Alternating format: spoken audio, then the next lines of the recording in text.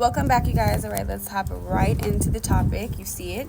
There are many ways to love on yourself or express and take part in the action of loving yourself. Hygiene, health, and grooming yourself are the most common forms that we see and that we hear about when it comes to loving yourself. I'm going to give you a list of some non-physical things that I think are actually very important when it comes to self-love and really loving on yourself. I believe these forms of non-physical loving yourself to make deeper transformations and just, transform things that you need more than your hair and nails done, like thought process. I think that these things heal and or change your thought process completely and, turn you into a completely different person.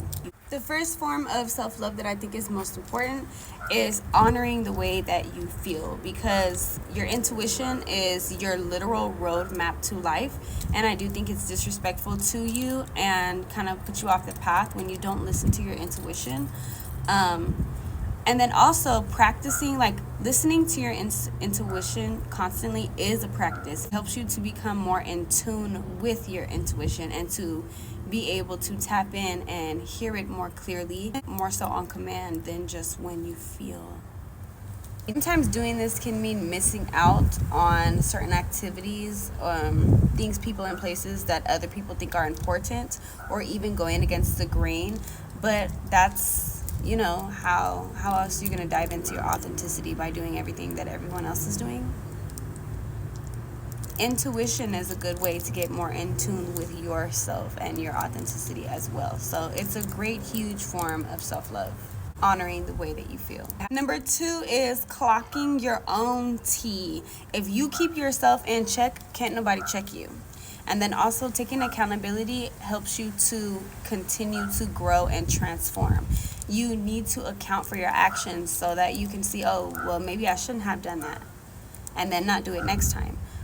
Maybe I am thinking wrong. Like, when you take accountability for your part in things, you get to see where you mess up, where you were wrong, where you had the wrong thought process, where you kind of misjudged the situation or person. And that's very important because you don't want to be walking around blind. A lot of people think that because they're scholars and all of this stuff that they can discern everybody and they can do all of this stuff, and that's just not the case. It's very important to be clocking your own tea, so not that nobody else can clock you, but so that you're not looking like a fucking dumbass, like an asshole. You know what I mean? Thinking that you know shit that you clearly don't. Then we have the most important form of self-love, which I feel like is discipline. Discipline has given me the gift of being able to trust myself, trusting that I'll get things done, trusting that I won't overindulge, trusting that I know my limits, trusting that I will remove myself from people, places, and things that do not serve my greater self. Because I have experienced being in situations where I did not do that, and I decided to go with the majority, go with how other people felt, or just because I wanted to be somewhere where I shouldn't have been, whether that be in a conversation, whether that be with certain people who are just into things I'm not into, or dealing with somebody who doesn't have my best interests. I trust myself to not be in those places, near those people. I trust myself to get things done. I trust myself to not overspend because of discipline.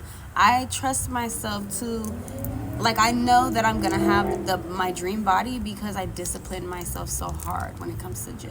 Discipline has honestly changed my life. Keeping promises to myself. I literally can trust that if I say I'm going to do something, then I do it because of discipline. And I do think that those are more important than any other type of self-love because these keep you in a constant growth stage. These keep you in a constant refreshing stage where you're self-reflecting, self-reflecting, which is also another way to love yourself. Self-reflect, which is, accountability. So those are the top 3. All right, that's it. Thank you guys for being here. Thank you for allowing me in your energy. I hope that you were able to take something from this video that you can utilize in your own life to bring you something better than you have right now, and that you can give the gift of this knowledge to somebody else. I hope you guys have a wonderful day, night, evening, whatever time it is for you. I'll see you next time.